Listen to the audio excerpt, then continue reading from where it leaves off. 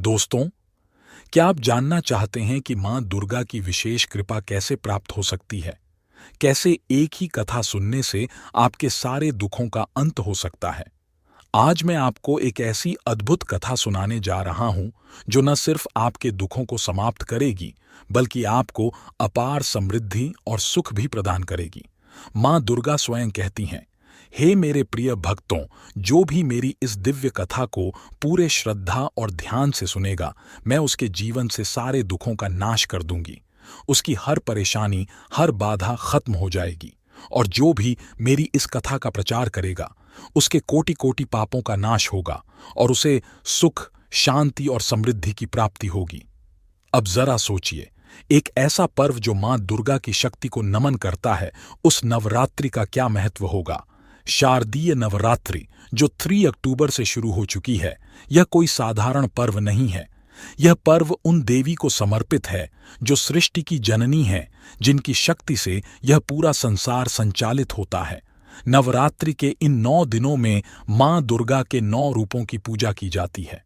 हर एक रूप अपने आप में अद्वितीय है और विशेष शक्तियों का प्रतीक है। इन रूपों की आराधना करने से भक्तों को अलग अलग प्रकार की सिद्धियों और आशीर्वादों की प्राप्ति होती है। अब यहाँ एक और दिलचस्प बात यह है कि अगर कोई महापापी भी नवरात्रि के इन 9 दिनों का व्रत करता है, तो वह भी अपने पापों से मुक्ति पा सकता है। इतना ही नहीं, माता रानी की कृपा से उसे जीवन में ऐसा सुख और समृद्धि प्राप्त होती है जिसका वह कभी सपने में भी नहीं सोच सकता। दोस्तों, पुराणों में एक अद्भुत व्रत कथा का वर्णन मिलता है जो नवरात्रि से जुड़ी हुई है। यह कोई साधारण कथा नहीं है। यह वह कथा है जो मात्र एक बार सुनने से ही आपके कोटि कोटि पापों का नाश कर सकती है। हाँ, आपने सही सुना, एक बार ध्यानपूर्वक सुनने से ही सारे पाप धुल जाते हैं। तो सोचिए, अगर आप इस कथा को न सिर्फ सुने, बल्कि इसे अपने दोस्तों और परिवार के साथ शेयर करें, तो इसका प्रभाव कितना अद्भुत होगा। आप न केवल अपने पापों से मुक्ति पाएंगे, बल्कि दूसरों को भी इस महान कृपा का हिस्सा बना सकते हैं। साथ ही हमारे चैनल को सब्सक्राइब करें और वीडियो को लाइक करें। एक समय बृहस्पति जी ब्रह्मा जी से बोले, हे ब्राह्मण श्रेष्ठ, चैत्र व आश्विन मास के शुक्ल पक्ष में नवरात्र का व्रत और उत्सव क्यों किया जाता है? इस व्रत का क्या फल है? इसे किस प्रकार करना उचित है?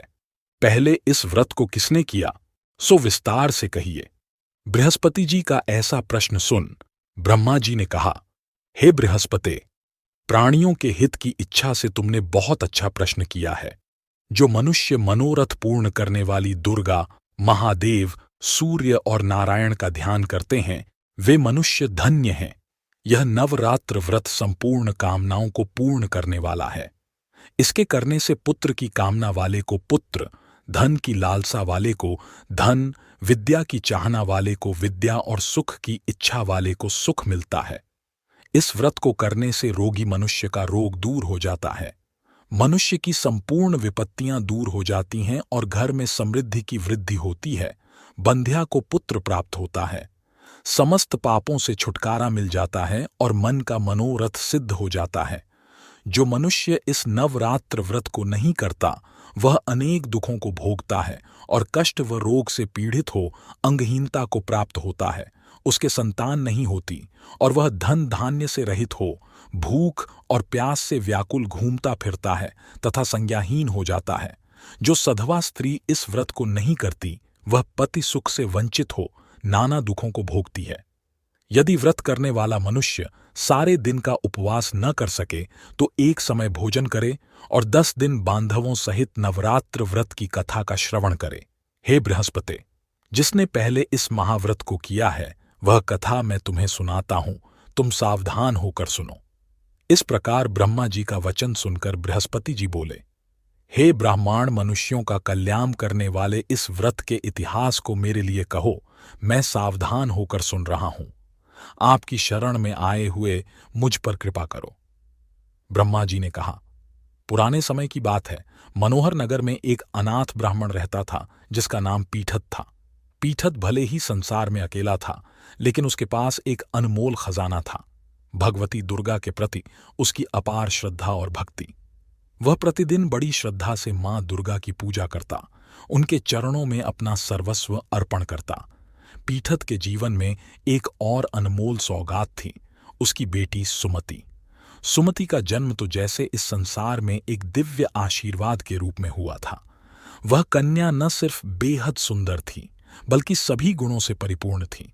उसका सौंदर्य और शालीनता जैसे चंद्रमा की कलाओं की तरह दिन ब दिन बढ़ती जाती थी।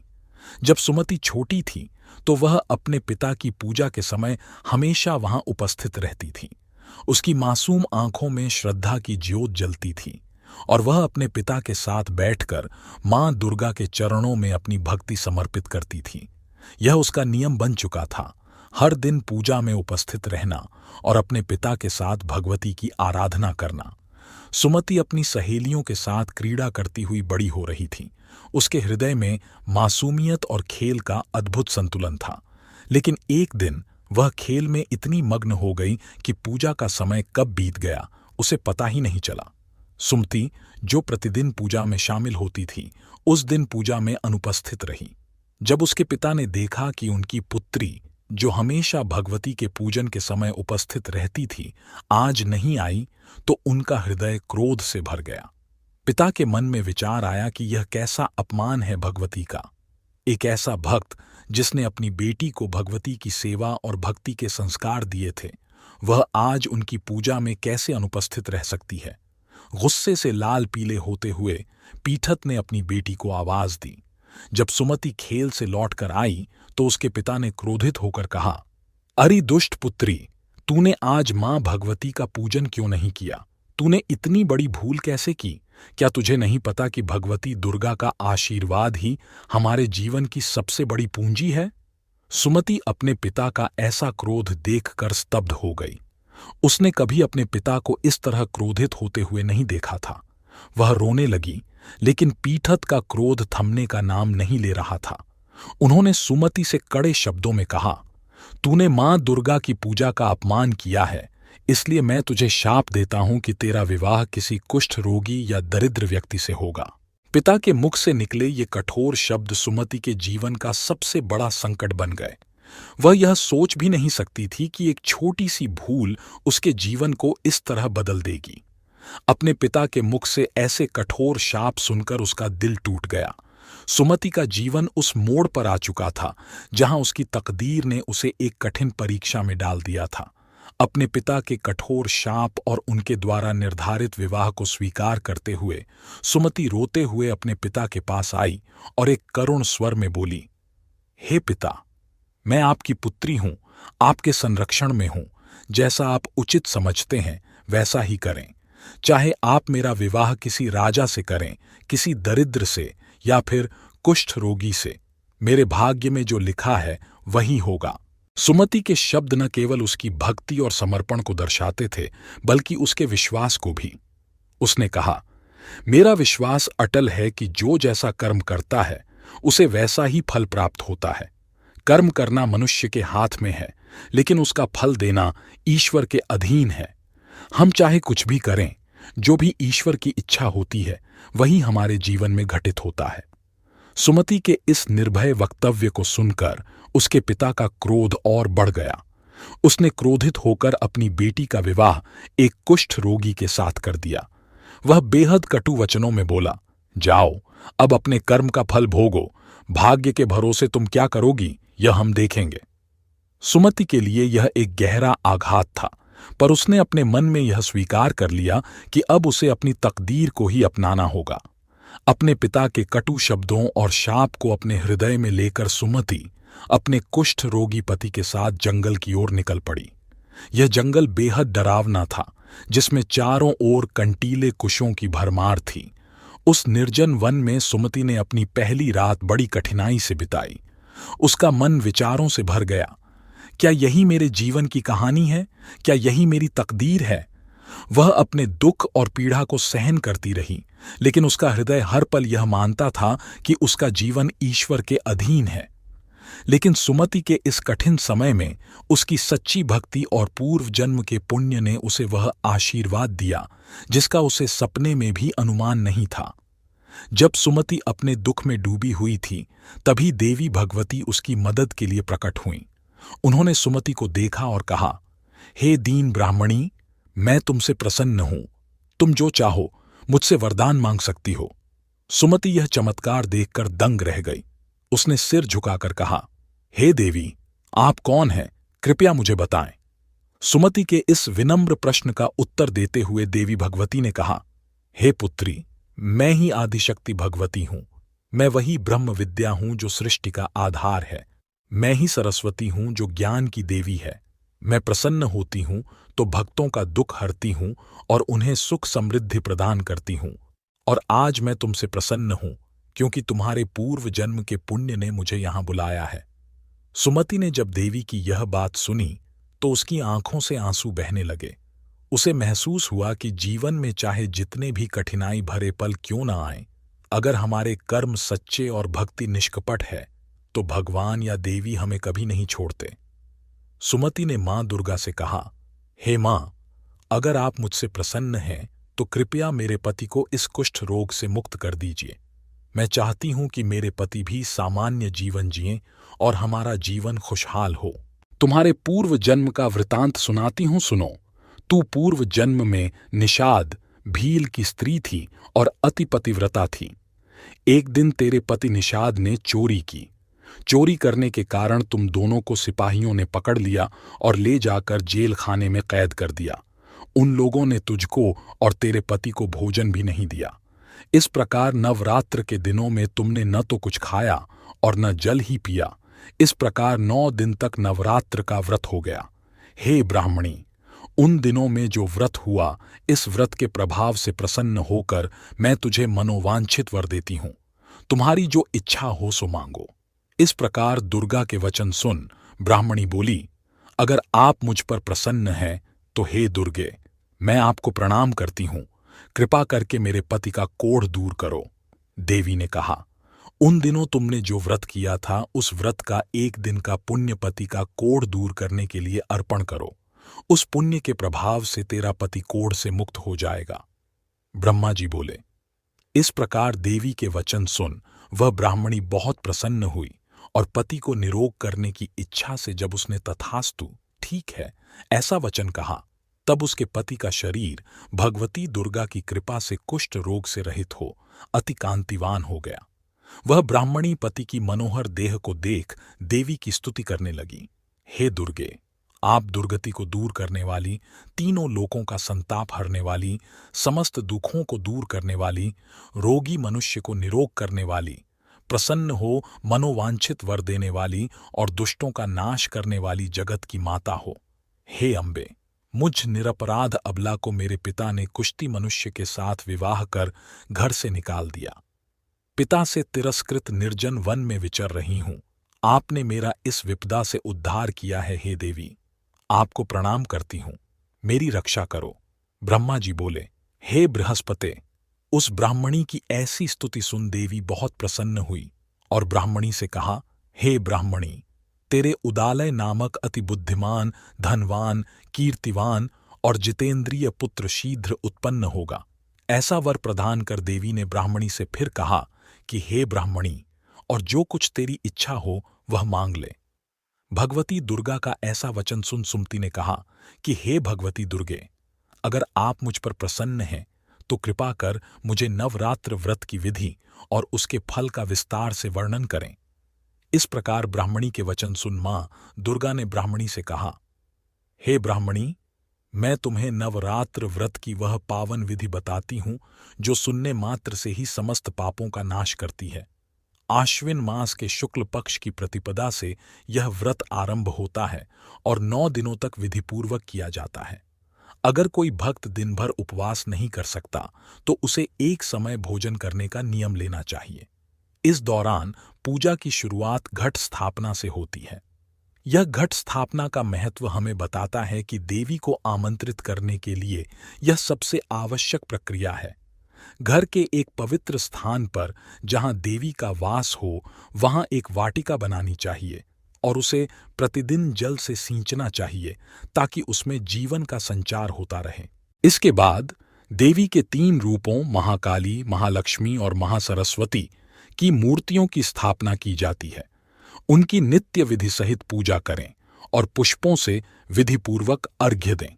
बिजौरा के फल से अर्घ्य देने से रूप की प्राप्ति होती है। जायफल से अर्घ्य देने से कीर्ति, दाख से अर्घ्य देने से कार्य की सिद्धि होती है। आंवले से अर्घ्य देने से सुख की प्राप्ति और केले से अर्घ्य देने से आभूषणों की प्राप्ति होती है। इस प्रकार पुष्पों व फलों से अर्घ्य देकर व्रत समाप्त होने पर 9वें दिन यथाविधि हवन करें। खांड, घी, गेहूं, शहद, जौ, तिल, बिल्व, बेल, नारियल, दाख और कदम्ब आदि से हवन करें। गेहूं से होम करने से लक्ष्मी की प्राप्ति होती है। खीर एवं चंपा के पुष्पों से धन की और बेल पत्तों से तेज व सुख की प्राप्ति होती है। आंवले से कीर्ति की और केले से पुत्र की, कमल से राज सम्मान की और दाखों से संपदा की प्राप्ति होती है। खांड, घी, नारियल, शहद, जौ और तिल तथा फलों से होम करने से मनोवांछित वस्तु की प्राप्ति होती है। व्रत करने वाला मनुष्य इस विधि विधान से होम कर आचार्य को अत्यंत नम्रता के साथ प्रणाम करे और यज्ञ की सिद्धि के लिए उसे दक्षिणा दे। इस प्रकार बताई हुई विधि के अनुसार जो व्यक्ति व्रत करता है उसके सब मनोरथ सिद्ध होते हैं। इसमें तनिक भी संदेह नहीं है। इन 9 दिनों में जो कुछ दान आदि दिया जाता है उसका करोड़ों गुना फल मिलता है। इस नवरात्र व्रत करने से अश्वमेध यज्ञ का फल मिलता है।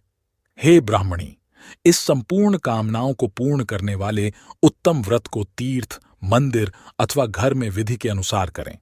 ब्रह्मा जी बोले, हे बृहस्पति, इस प्रकार ब्राह्मणी को व्रत की विधि और फल बताकर देवी अनंत ध्यान हो गई। जो मनुष्य या स्त्री इस व्रत को भक्तिपूर्वक करता है वह इस लोक में सुख प्राप्त कर अंत में दुर्लभ मोक्ष को प्राप्त होता है। हे बृहस्पति, यह इस दुर्लभ व्रत का महात्म्य है जो मैंने तुम्हें बतलाया है। यह सुन बृहस्पति जी आनंद से प्रफुल्लित हो ब्रह्मा जी से कहने लगे कि हे ब्राह्मण, आपने मुझ पर अति कृपा की जो मुझे इस नवरात्रि व्रत का महात्म्य सुनाया। ब्रह्मा जी बोले कि हे बृहस्पति, यह देवी भगवती शक्ति संपूर्ण लोकों का पालन करने वाली है। इस महादेवी के प्रभाव को कौन जान सकता है। बोलो देवी भगवती की जय। तो दोस्तों, ये थी मां दुर्गा की महान कथा जो आपके जीवन में चमत्कारिक बदलाव ला सकती है। लेकिन अब सवाल ये है, क्या आप इस अद्भुत अवसर को यूं ही जाने देंगे या आप इस बार नवरात्रि पर मां दुर्गा की इस कथा को सुनकर और सुनाकर अपने जीवन में वो अपार खुशियां और समृद्धि प्राप्त करेंगे जिसका आपने हमेशा सपना देखा है। सोचिए, अगर एक कथा सुनने से ही आपके कोटि कोटि पापों का नाश हो सकता है तो इसे सुनाने से आपको क्या क्या नहीं मिल सकता। वो सारी परेशानियां, वो सारे कष्ट जो अब तक आपके जीवन को परेशान कर रहे थे, वे मां दुर्गा की कृपा से हमेशा के लिए खत्म हो सकते हैं। आपके जीवन में शांति आएगी, सुख आएगा, समृद्धि आएगी। मां दुर्गा का ऐसा आशीर्वाद आपको और आपके परिवार को हर बाधा से मुक्त कर सकता है। तो इस नवरात्रि आइए हम सब मिलकर मां दुर्गा की इस दिव्य कथा का प्रचार करें। इसे अपने दोस्तों, परिवार और सभी जान पहचान वालों के साथ साझा करें। दोस्तों, अगर आपको इस कथा ने भावनात्मक रूप से छुआ है, अगर आप भी इस दिव्य शक्ति को महसूस कर रहे हैं तो अभी हमारे चैनल को सब्सक्राइब कीजिए ताकि आप ऐसी ही और भी अद्भुत कथाओं और धार्मिक रहस्यों को जान सकें। कमेंट करें और हमें बताएं कि मां दुर्गा की कृपा आपके जीवन में कैसे बदलाव ला रही है। लाइक करें ताकि और भी लोग इस अद्भुत कथा को सुनकर मां दुर्गा की कृपा का लाभ उठा सकें। और सबसे जरूरी, शेयर करें ताकि ज्यादा से ज्यादा लोग इस महान कथा को सुनकर अपने जीवन को पापों से मुक्त कर सकें और सुख समृद्धि की प्राप्ति कर सकें। याद रखिए, आप भी एक माध्यम बन सकते हैं मां दुर्गा की कृपा का। इस कथा को सुनना और सुनाना दोनों ही आपके जीवन में चमत्कार ला सकते हैं। तो इस नवरात्रि अपने जीवन को बदलने का मौका न गंवाइए। मां दुर्गा की कृपा से आपके सारे कष्ट खत्म होंगे और आपको अनंत आशीर्वाद प्राप्त होगा। धन्यवाद। जय माता दी।